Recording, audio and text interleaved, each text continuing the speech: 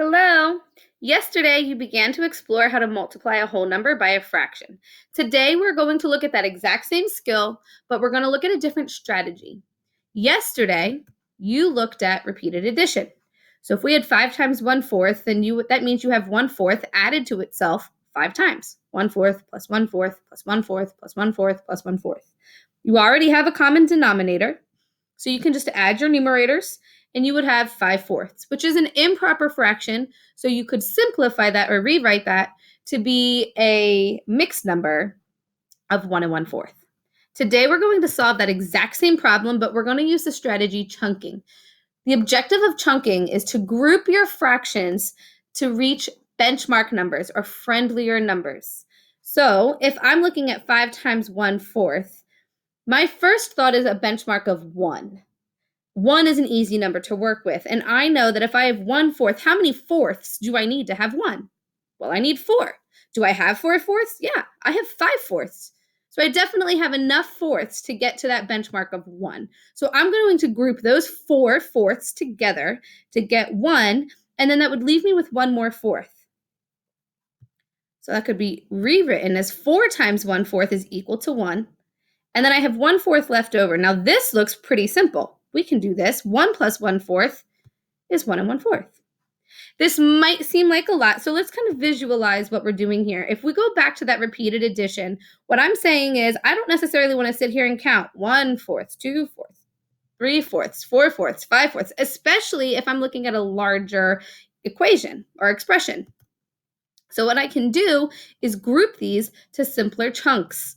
So I know 4 of these fourths, 1, 2, 3, 4 of them, is equal to 1.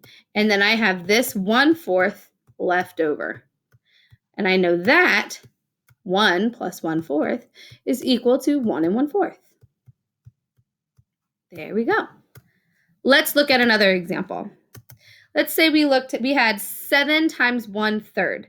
Again, I'm thinking of that benchmark of 1. How many thirds do I need in order to have 1? 3. I need 3/3. Do I have 3/3? I do. I actually have 7/3. And I'm using 3 of those thirds right now to get to 1. Well, if I've already used 3 of my 7/3, I still have 4 more that I have. So I can actually group another 3 of those thirds. Another 3 of those thirds can be put into another group together to make another 1.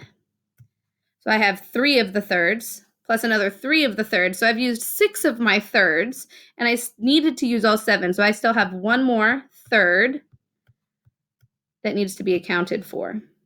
So I have 3 times 1/3, which is 1, and another 3/3 or 1. And then I have this remaining 1/3. So then I would have a total of 2 1/3. And again, if we want to look at that visual, then what we've just done is we've made groups, or we've chunked these fractions. Instead of sitting here and counting, we've chunked them into friendlier numbers or benchmark numbers. If I have 3/3, that means I have 1. And if I have another 3/3, here I have another 1.